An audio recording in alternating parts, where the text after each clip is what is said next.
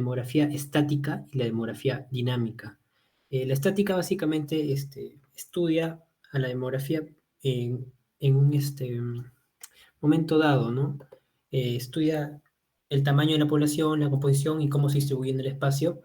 En cambio, la dinámica estudia la demografía desde una vista eh, dinámica, es decir, que varía con el tiempo, ¿no?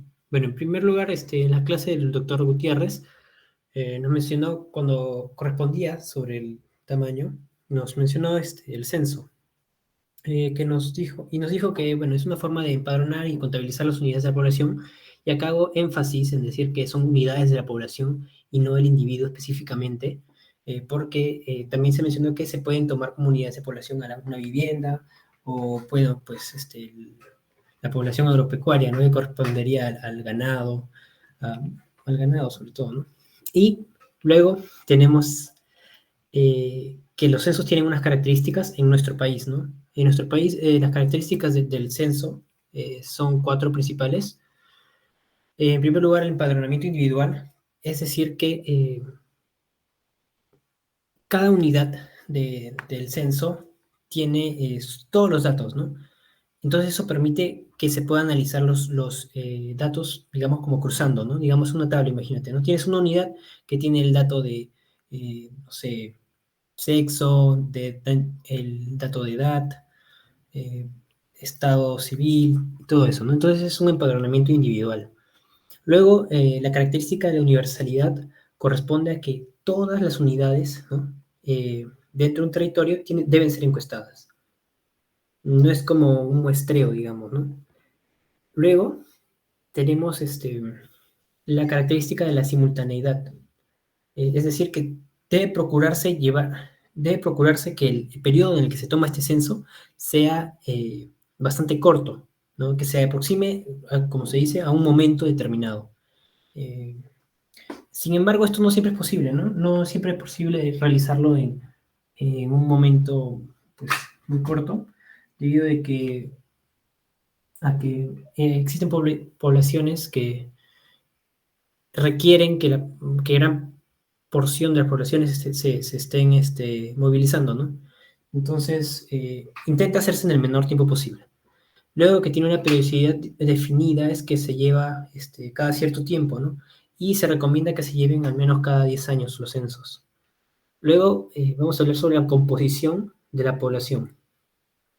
La composición de la población, sobre todo, nos habla de las características que tiene esta población, ¿no? Como ya mencioné anteriormente, puede ser edad, puede ser el género, el estado civil, nivel de educación, ocupación, y hay bastantes características más que se pueden tomar en cuenta demográficamente, ¿no? En este caso, vamos a hablar sobre indicadores de composición de la población. Ya, vamos a empezar. Son 6, el profesor hace hincapié en 4 de ellos. Sin embargo, menciona brevemente la tasa de masculinidad y el índice de vejez. Para eso tenemos que recordar la diferencia entre una proporción y una razón. En el caso de las proporciones, como se puede apreciar acá, nunca pueden ser mayores a 1. ¿Y esto es por qué? Porque el numerador está incluido dentro del denominador. Entonces, por esa razón, en una proporción nunca va a ser mayor a 1. En cambio, una razón, bueno, tampoco necesariamente tiene que ser mayor a 0, ¿no? Pero en este caso sí, porque estamos hablando de número de personas y una persona, la cantidad no puede ser negativa. Pero en una razón, la diferencia es que no está incluida el numerador en el denominador. Y debido a esto puede tener valores diferentes a 1.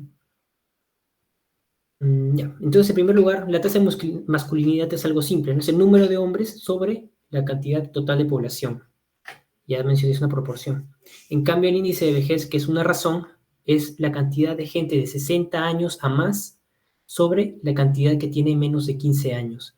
Aquí el profesor dice de 15 años a menos, pero lo que yo he averiguado con otras referencias es que se toma en cuenta a partir de menores de 15 años, es decir, no se toma en cuenta la gente de 15 años. Luego tenemos los indicadores que nos habla el profesor, ¿no? La relación de masculinidad o el índice de masculinidad. ¿Y qué nos indica este índice de masculinidad? Nos quiere explicar más o menos, si nos preguntan en el examen,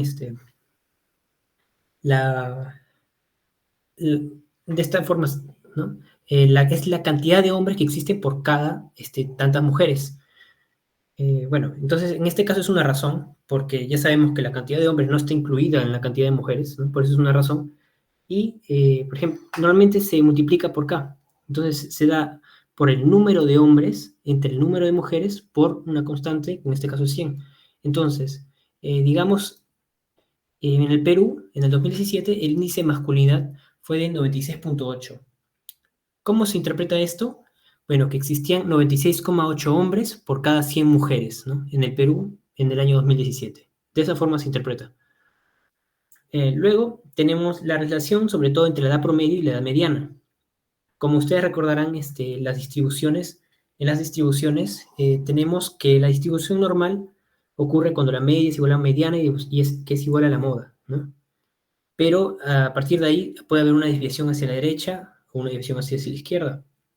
En el caso de una curva con una cola derecha, como se aprecia acá, ¿no? En el que la mediana es menor a la media, mira, aquí me tocó. No, está bien. En que la edad media es menor a la edad promedio, perdón, la edad promedio es menor a la edad mediana, ¿no? Si la edad promedio es menor a la edad mediana, eh, entonces tenemos una población que es más joven, ¿no? Si te dan cuenta, digamos que esta es la distribución de la edad, ¿no? Acá tenemos 0 años hasta 80 años, digamos, más o menos, ¿no? Entonces, ¿qué pasa si la edad promedio es mayor a la edad mediana? Entonces, esta población es más joven. Luego, si en la relación de este coeficiente, podríamos decir, ¿no? Entre la edad mediana y la edad promedio se vuelve menor, ¿no? Es decir, si la edad mediana llega a ser menor que la edad media, perdón, la edad mediana llega a ser menor a la edad promedio, ya, espérate, mejor paso acá, porque así se explica mejor. Me estoy confundiendo con los términos, ya. Ya, en una distribución normal, ¿no? Todos estos de acá son iguales, la media, la mediana y la moda. Pero lo que vamos a ver en la realidad es algo distinto.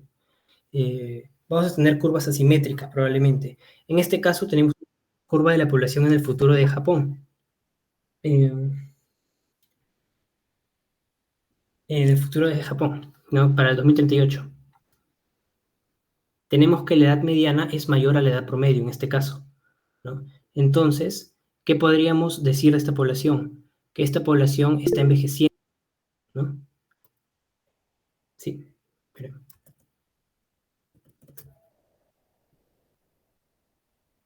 ya, bueno, que esta población está envejeciendo. Tiene una cola, en este caso sería una cola izquierda, que se relaciona con una simetría negativa.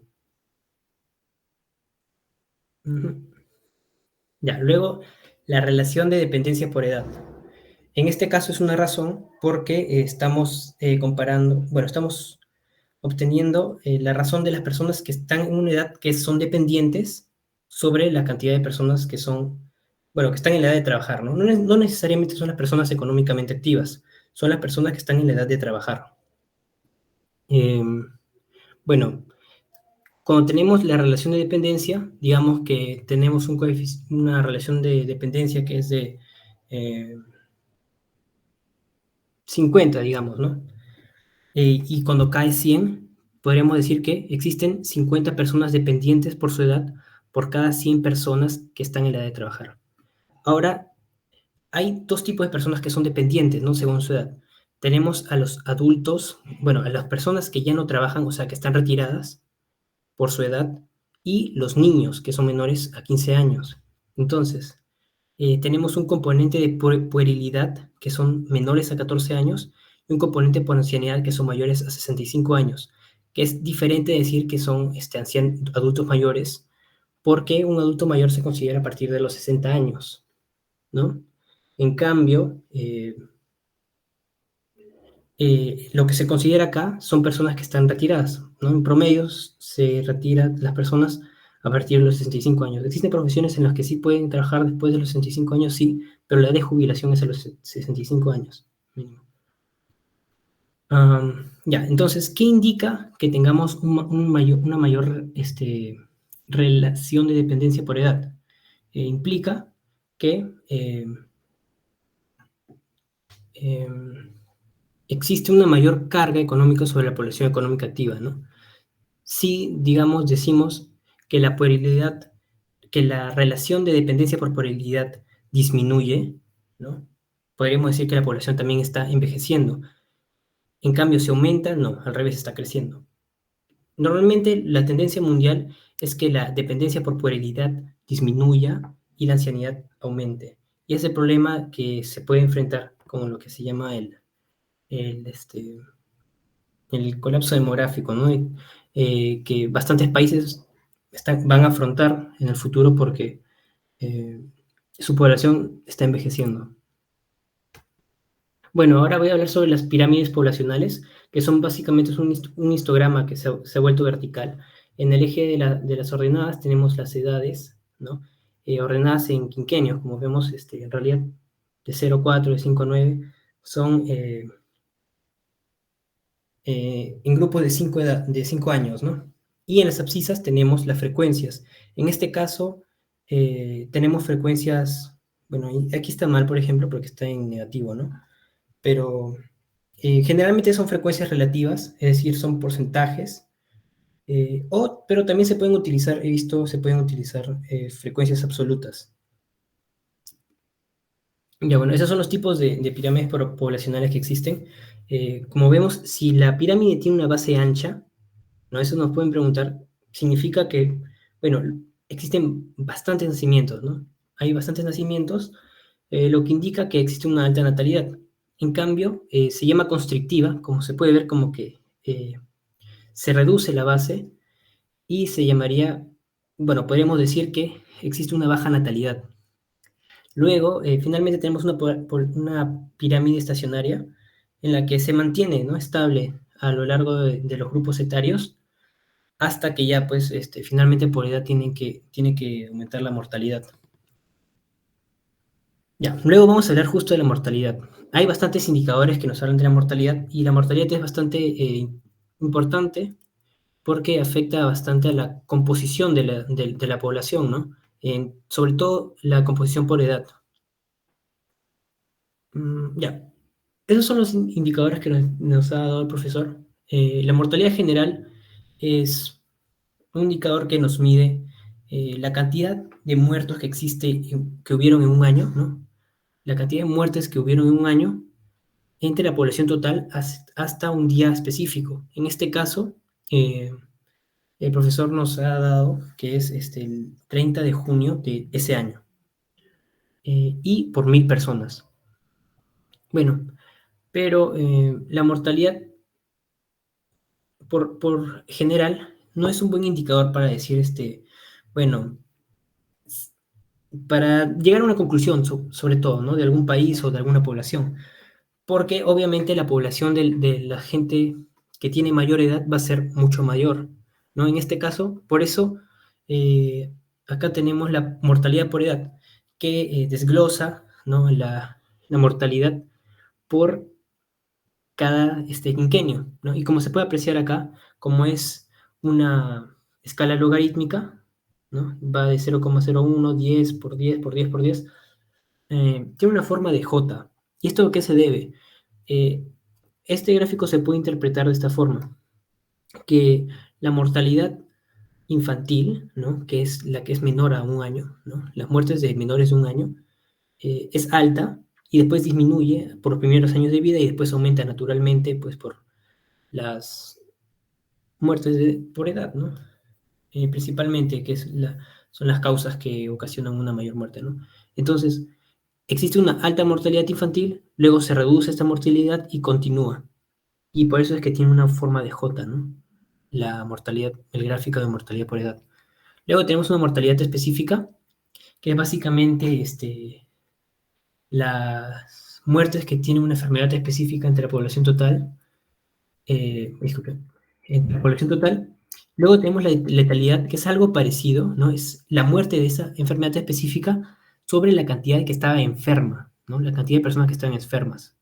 Eso nos va a decir qué tan letal es la enfermedad, ¿no? Luego tenemos la mortalidad infantil. Como ya les mencioné, son muertes de menores de 1 año entre los nacimientos de ese año. En este caso, esto es es una razón, ¿no? Normalmente se expresa por 1000. Y bueno, las causas de mortalidad infantil se pueden clasificar de dos formas, según el tiempo de la muerte del niño, ¿no?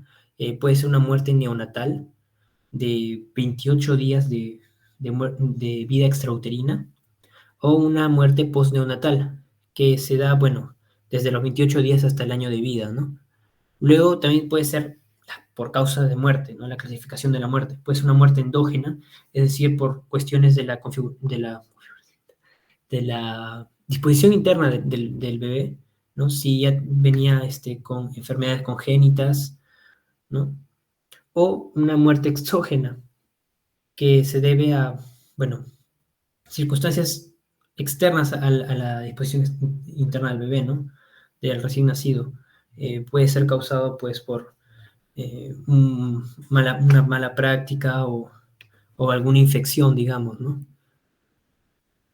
Normalmente, las muertes endógenas se dan dentro de los 28 días y las muertes exógenas se dan, eh, bueno, en el periodo postneonatal, ¿no? Pero esta relación no es realmente estricta. Bueno, luego tenemos la mortalidad materna, que es eh, la mortalidad la cantidad de muertes de las madres que han parido, ¿no? Que han dado a luz, disculpen, de 0 a 42 días después de su parto, ¿no? En su periodo de puerperio, entre la cantidad de bebés nacidos, ¿no? Y esto se explica, se representa por cada 100.000 nacimientos. Y esta medida es una razón, porque no hay relación directa, ¿no? Entre la cantidad de muertes maternas y la cantidad de bebés nacidos. No está incluido dentro de los bebés nacidos, es una razón. También tenemos las causas de mortalidad materna que pueden ser directas, es decir, que ocurren directamente en el parto, ¿no? Durante el parto. Otras causas indirectas, ¿no? Pues, que pueden ser por enfermedades que ya tenía la madre, ¿no? Como decir, comorbilidades después del parto, y las incidentales que pueden ocurrir por accidentes, ¿no? Y luego tenemos finalmente la mortalidad proporcional, que a diferencia, no se puede confundir tampoco con la mortalidad específica, ¿no? Que es por una enfermedad, sino son muertes en general, ¿no? Por una causa específica, no es por una enfermedad. Digamos, por ejemplo, en este caso, un accidente cerebrovascular entre la población total y se explica en porcentajes esta mortalidad proporcional. Un accidente cerebrovascular pueden ser embolias pulmonares, ¿no? Ya, bueno, el ajuste de tasas a la mortalidad. Su método directo. ¿Qué busca hacer esto, no? Eh, Como sabemos, cuando intentamos analizar la mortalidad de una población a lo largo del tiempo, ¿no? Nosotros sabemos que su distribución de edades va a variar. Entonces, eso también va a afectar con bastante fuerza a la... va a afectar con bastante fuerza a la tasa, ¿no? De mortalidad general. Entonces, no es justo compararlo, ¿no? Digamos, una población de 1970 con una población del 2000. Entonces, lo que se hace es que se haya una población estándar, que tenga una distribución que esté estandarizada, ¿no? No tiene nada que ver con la distribución normal estándar, solamente es que se pone una población con la misma distribución para las dos tasas, ¿no? Tasas de mortalidad por edad. Entonces, ¿qué se hace? Primero se calculan los casos esperados sobre la población estándar. Tenemos que, digamos, que la tasa de mortalidad en el grupo de 0 a 4 años, en una población de 1970, es de, digamos, 5, ¿no? Entonces aplicas esa tasa de mortalidad sobre la población estándar, ¿ya? De ahí vas a tener tu caso, el número de casos esperados de muertes, ¿no? Entonces sumas eso a través de todas las edades, ¿no? Esa sería la sumatoria de los casos esperados sobre la población estándar. Sumas esos casos esperados y lo aplicas sobre la población estándar. Y ahí ya tienes tu tasa de mortalidad ajustada. Y sobre todo esto sirve para compararlo con otras tasas, ¿no? Porque es un resultado artificial en realidad, no nos brinda una información eh, que se relacione mucho con la realidad. Eso sirve para hacer análisis que comparen las mortalidades, ¿no? Entre años. Luego tenemos el método indirecto de ajuste de tasas, que básicamente es agarras tú la mortalidad de un grupo, ¿no? El que quieres comparar sobre todo, y por ejemplo acá, ¿no? Tenemos la tasa de mortalidad de un grupo humano, ¿no? Por edades. Y acá tenemos nuestra población, ¿no? Y de esta población hemos observado esta cantidad de muertes, ¿no? Hasta ahí es lo que tenemos. Entonces, ¿qué pasaría si nuestra población tiene la tasa de mortalidad por edad de, bueno, nuestro grupo de referencia, ¿no? Entonces, eso es lo que aplicamos acá, ¿no? La cantidad de muertes que esperamos que tenga nuestro grupo, ¿no? Pero eso lo vamos a comparar con la cantidad de muertes observadas, las que ocurrieron de verdad, ¿no? Mm, ya. Entonces, el cociente, ¿no? De la cantidad de muertes observadas y la cantidad de muertes esperadas por 100 nos va a dar la razón estandarizada de mortalidad, ¿no? Al parecer, bueno, podría parecer que esto es un porcentaje, porque se multiplica por 100, ¿no? Pero no es un porcentaje en este caso. Eh, bueno, eso sería todo. Muchas gracias.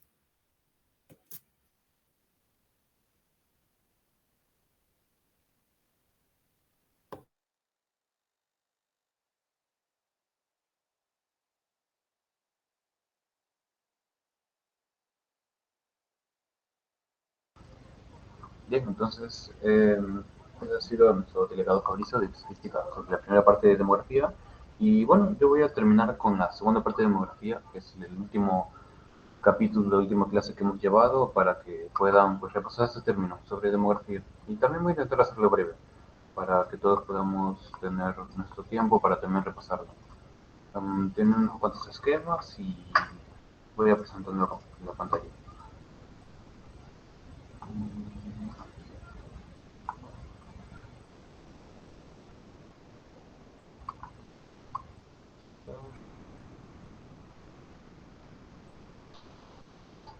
Ya listo. Entonces, esta es la tercera parte de nuestro repaso de hoy. De, como compañeros hemos querido dar unos repasos para ustedes para que puedan sacar mejores notas en estos exámenes. Esta tercera unidad que va a ser que pesa el 8% del curso. El próximo 28 va a ser examen final que pesa el 16%, el doble, y va a ser de todas las unidades. Entonces queremos apoyar primariamente con esto, con el examen que está más cerca. Para eso vamos a hablar sobre la segunda parte, demografía 2. En este punto yo voy a trabajar los que se trata de indicadores de natalidad,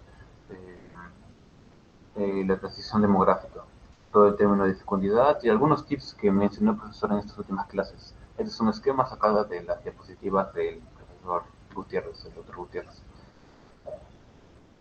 Entonces, esta es una adaptación, bueno, de la misma gráfica en donde ya mi compañero explicó sobre la demografía, su estática y su dinámica, mencionó bien los términos y en este campo, en esta tercera parte, vamos a hablar sobre la tasa de natalidad, fecundidad y la tasa de inmigración. Entonces, comenzamos por los primeros términos que mencionaba el doctor. Primero mencionaba el término, la definición de fecundidad. Esto puede venir bastante en el componente teórico del examen. que mencionaba de que casualmente la fecundidad lo entendemos como un proceso biológico. En biología nos enseñan de que la fecundidad es el final biológico donde al final es que el espermatozoide y el óvulo se fusionan y generan una nueva especie. Y es todo un proceso que nos han enseñado en biología. Y su resultado en las clases que estamos llevando, anatomía, histología, etcétera, hablamos de un proceso biológico en ciencias ambientales. Y sin embargo, en nuestro campo queremos hablar de demografía, no entendemos esta fecundidad como un hecho social. ¿Por qué un hecho social? Porque lo relacionamos a través de las poblaciones. La fecundidad es una forma de que las poblaciones puedan perdurar a través del tiempo. Por eso se considera un hecho social. Eso es lo relevante para nosotros. ¿Podría venir una pregunta tal vez de esto, comparándolo con que es un hecho social o un hecho biológico? Tal vez, probablemente. De repente el doctor se pone creativo con esta parte. Y hablamos de unas definiciones, no confundir estos términos, porque el profesor puede poner una trampa con estas palabras, con el término de fecundidad, natalidad, fertilidad, que parecen sinónimos, pero no lo son exactamente. La fecundidad, bueno, es la capacidad reproductiva de una población. Dijimos que en demografía nos interesa en relacionar a la población, por eso decimos siempre población, capacidad reproductiva de una población. En este sentido, se entiende como frecuencia de nacimientos que tiene una población, bueno, referente a las mujeres en edad de procrear. La natalidad es también relacionándolo a la a los nacimientos en dicha población. Entonces, parece que tuvieran un significado similar. La fecundidad se trata de un proceso reproductivo y la natalidad como un resultado de este proceso. Y finalmente la fertilidad, que se refiere, esto es un término más biológico, a la capacidad o no que tenga una mujer u hombre, en este caso, seres humanos, un ser humano de poder tener un hijo. Se refiere al hecho de que si una persona es lo que comúnmente dicen fértil, si una persona puede tener hijos, de repente la mujer tiene antecedentes biológicos y no puede tener hijos, de repente el hombre, quién sabe, se refiere esto de fertilidad. Y aquí está el término, por ejemplo, bueno, estadísticamente la mayoría, por no decir que prácticamente todos en la base, pues tenemos fertilidad, podemos tener hijos, pero no significa que lo tengamos. Bueno, al menos la mayoría, me imagino, pero se refiere a ese término, de que puedan tener hijos, no que necesariamente lo tengan ahora. Y bien, sobre este punto quisiera resaltar algo que repitió mucho el doctor Gutiérrez, que era sobre la traducción en inglés. En el examen pasado de segunda unidad vino un texto donde no estaba propiamente en inglés, pero sí al saber un poquito de inglés, en el de que decía DF igual a 28, era Degrees Freedom, grados de libertad, y con eso ya que tenías un punto regalado. Solo le sumabas más uno y te salía 29 respuesta. En este caso, me imagino que podría venir algo similar. El profesor mencionó de que en inglés el término demográfico es fertility, pero nos fue la fertility fertilidad y no es correcto. Para la traducción al español, fertility se traduce a fecundidad, no a fertilidad. Esto hay que tenerlo claro. Nos pueden meter una trampa con esto, con tal vez en llenado de términos, o dicen complete las oraciones según las opciones. Y esa opción A dice, no sé, fertilidad, tasa, maternidad, y se completa la oración según marcamos. Eso hay que tener en cuenta. No es lo mismo. Fertility en inglés es un equivalente en español a fecundidad, no a fertilidad. Entonces, bien, vamos a hablar principalmente sobre todo esto de que se trató en esta última clase, la natalidad, la fecundidad, etcétera. Y son estos términos. El doctor habló sobre los primeros cuatro porque son los relevantes, por así decirlo, y los últimos dos no los tocó, pero lo mencionó en el temario. No va muy bien en el examen, así que no se preocupen por esto. Bien, entonces comenzando, vamos a hablar de la primera parte, la tasa bruta de natalidad. Esto lo entendemos como lo más sencillo, como el bruto, el puro, el sin refinamiento.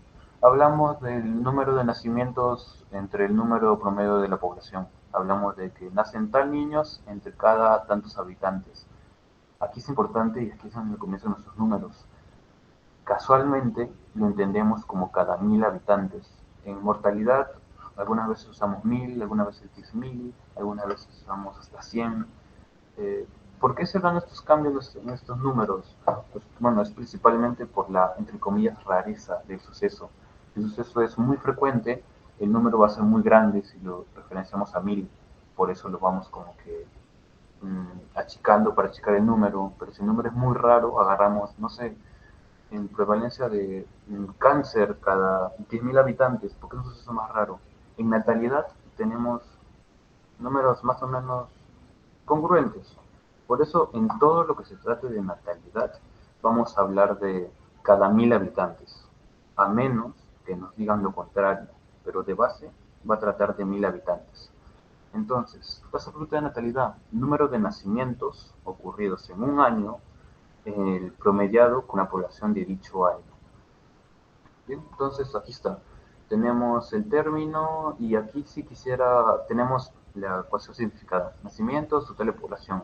Es un esquema simple donde simplemente dividimos lo que vemos en la tabla, en lo que nos diga el texto, y es el más utilizado por lo que siempre salen, por lo que nos refiere a las pirámides poblacionales. Vemos cuántos nacen, depende de cuánta población. Vemos qué tantos nacimientos hay en la población. Es lo más frecuente, lo más común, lo que salen en las noticias. Aquí sí quisiera rescatar el término que dijo bien como el Fabricio, es que la población, ¿a cuánto lo medimos? Lo medimos al 30 del mes 6, junio del presente año, y los nacimientos del presente año. Siempre medimos, puede venir pregunta teórica, al 30 de junio del año. No es 1 de enero, no es 31 de diciembre, es 30 de junio del año. O sea, si esto no es irrelevante. Esto hablamos de tasa bruta de natalidad, lo más simple. Aquí, prestar atención en este término, nacimientos entre el total de la población, sin excepción. En este, cambia un poquito el término, cociente de nacimientos vivos, igual que el anterior, ocurrió en el presente año, igual que el anterior, entre la población femenina en edad fértil, a mediados de dicho año. ¿Qué es lo que cambia? El nacimiento sigue igual, lo que cambia es el total de la población femenina en edad fértil. Hablamos de edad fértil en 15 a 49 años, y esto es algo que, aunque parezca sencillo, hay que memorizar, porque podemos confundir con eh, la tasa de económicamente activa, que hablamos de que cuando hablamos de dependencia, hablamos que es de 14, bueno, 14, 15 hasta 65 años, no hay que confundir esos términos. Hablamos económicamente, trabajo, pueden trabajar de 15 a 65, por un lado. Nos preocupa edad fértil, de 15 a 49 años. Esta es nuestra tasa. Maternidad, 15 a 49. Y esto es la tasa de comunidad general, nacimientos entre el total de la población, que está entre 15 a 49 años. Y se estima, nuevamente, como ya mencioné, cada 1000 habitantes. Bien, entonces, hablamos del siguiente factor, tasa de fecundidad por edad. Esto ya se refiere cuando queremos especificar más el término, queremos ver, ya nace tanta población cada tanta edad fértil, ya, pero yo quiero saber, no sé, qué edad es más fértil, de repente en esa población, no sé, necesita programas de prevención y tal vez concientización sobre la sexualidad. Hay mucha población menor a 20 años, o de repente hay mucha, queremos ver de pacientes que van a consultorio ginecológico entre 25 a 30, ¿no? Queremos saber eso, ese periodo. Entonces tenemos los nacimientos de madres de determinada edad, o sea, de nacimientos relacionados a madres de determinada edad, que voy a mencionar un ejemplo cualquiera, vamos a decir de 20 a 25. Entonces, tenemos a los hijos que nacieron de, 20 a 20, de madres de 20 a 25 entre la población de mujeres en edad fértil que tiene de 20 a 25. Este es el término. Entonces, ¿qué vamos a hacer aquí? Vamos a comparar según la edad de la madre y la población, siempre en un rango. Aquí esto nos dice x más 4, porque siempre medimos en quinquenios. Es lo más práctico para cuando hablamos de demografía y periodos quinquenios. De 20 a 24, de 25 a 29, que son 5 años. Lo relacionamos con nacimientos de madres a cierta edad entre el total de la población cada 1000 habitantes. Repetimos ese término. Y ahora aquí es donde viene el término más curioso, es la tasa global de fecundidad, el número de hijos de que tendría una mujer si estuviera bajo régimen estricto de la población, su fecundidad que tiene la población. ¿A qué nos referimos con esto? Por ejemplo, el otro Gutiérrez presentó un ejemplo donde decía que la tasa de fecundidad por edad a los de 15 a 19 años fue de, no sé,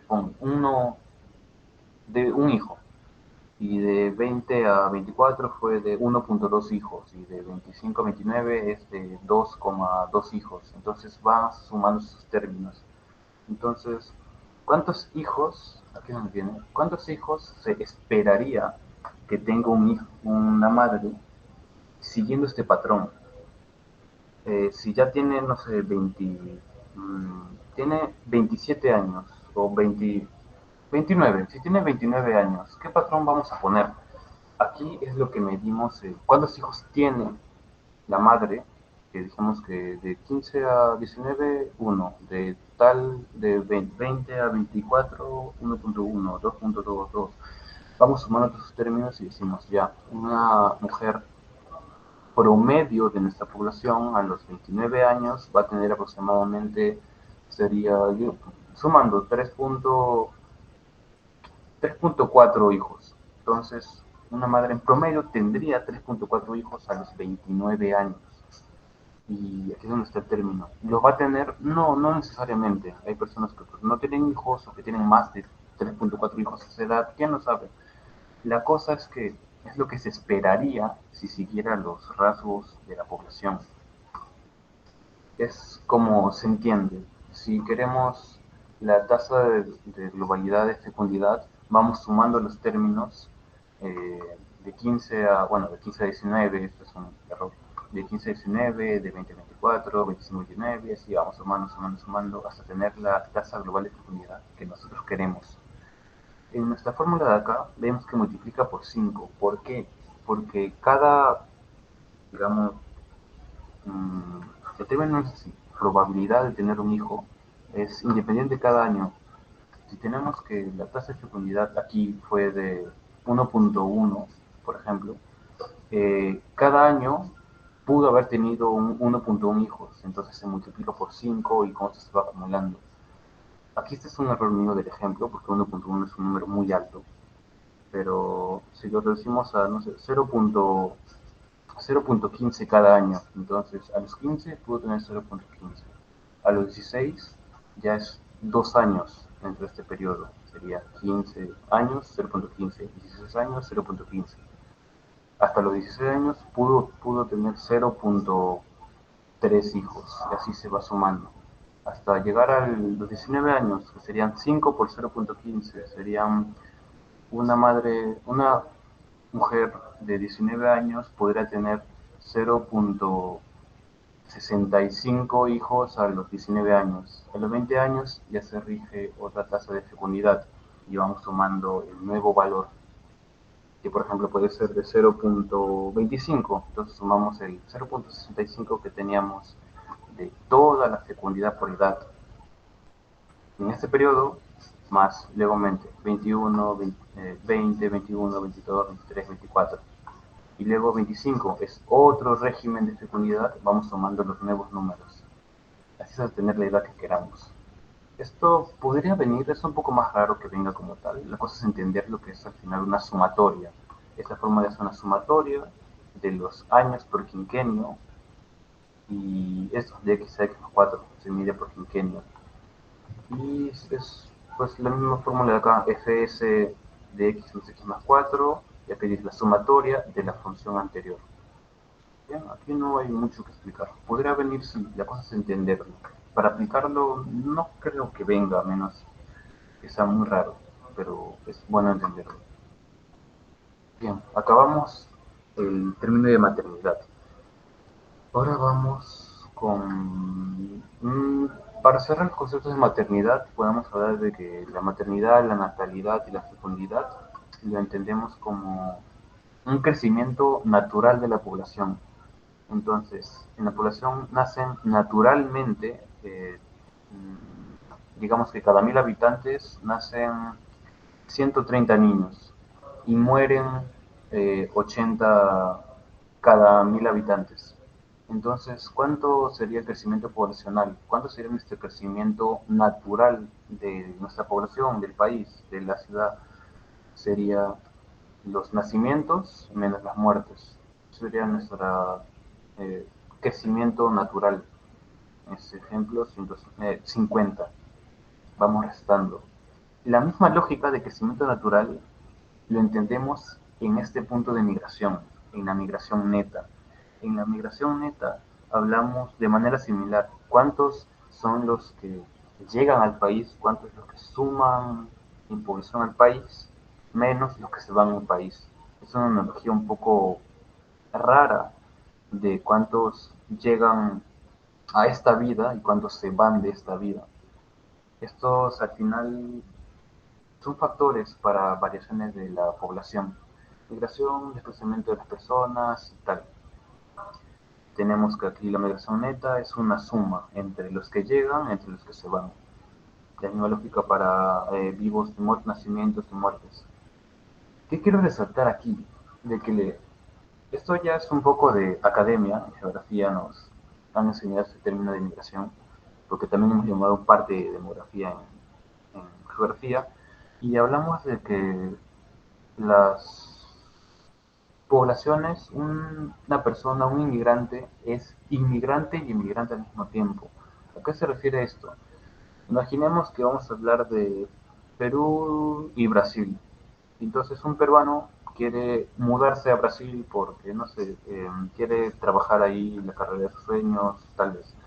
Entonces, eh, el peruano se va de Perú. Entonces, para Perú, ser un inmigrante sería alguien que se está yendo de la población. Es un número, digamos, negativo, un menos uno. Pero para Brasil está sumándose, es un inmigrante, es alguien que está añadiendo a su población. Esto es un término sencillo, hablando de países, y lo mismo se cumple para poblaciones. Así como se cumplen migraciones a nivel de poblaciones, se cumplen migraciones a nivel de departamentos, así como de departamentos, también de distritos, de ciudades, de cualquier cosa, de estados, cualquier región poblacional que tengamos, región política. Es inmigrante e inmigrante a la vez. Referente dónde salimos, a dónde llegamos. Puede ser mundialmente, entre países, puede ser departamentos, distritos, ciudades, etcétera. Ese es el término. Entonces, esta es una gráfica que aparecía en las diapositivas que sí quiero resaltar porque me parece interesante. Es una pregunta que podría, tal vez no ser el doctor directamente, pero es bueno saberlo porque puede que tome esto como ejemplo y lo complejice más y tener esto como base es importante. Es tasas vitales, que se refiere a cómo ha ido cambiando la velocidad poblacional.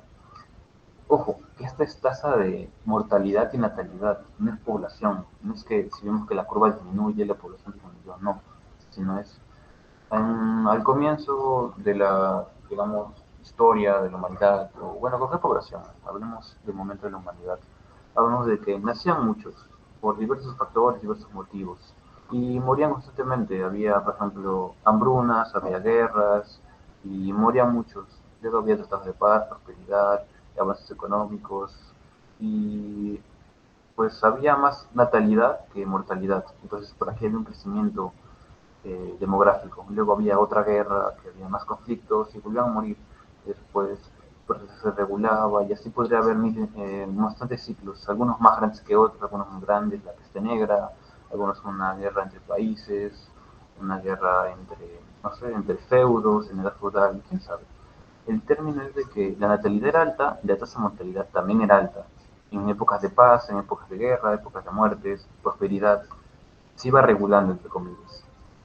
Hasta que llegó un momento en donde se comenzó a revolucionar industrialmente la salud, las vacunas, como llamamos en la de salud, y se comenzó a mm, disminuir las muertes por causas de enfermedades. Ahí es donde la medicina comenzó a mejorar, los tratamientos, las vacunas, etcétera.